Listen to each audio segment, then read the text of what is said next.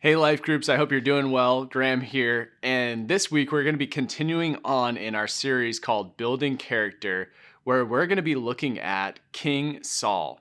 And rather than looking at his positive character attributes, we're actually going to be looking at some of the ways that Saul had some negative flaws that we can really learn from.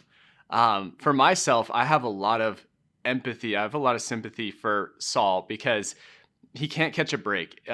Right off the beginning of his leadership, Saul gets appointed king of Israel, and it's very clear that God does not want a king of Israel.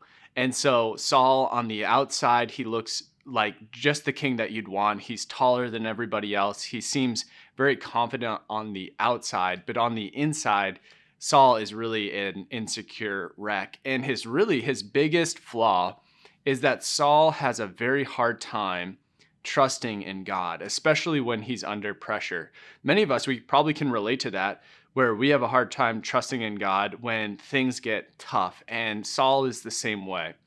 And so really this passage that we're going to be looking at today is it's a crux of where Saul, rather than trusting in God, trusts in his own timing and his own strength. And so Saul, he's under attack by a surrounding army, and he's waiting on Samuel, the prophet of the time, to come and do the sacrifices for the Israelites before they go into battle so that God can honor their battle. And it says that Saul waits 7 days for Samuel to come, and the clock is ticking. And then finally, Saul, he gets impatient because the seventh day, Samuel's supposed to come, but he doesn't show up. The clock's ticking, and Saul takes things into his own hands, and he does the sacrifices himself.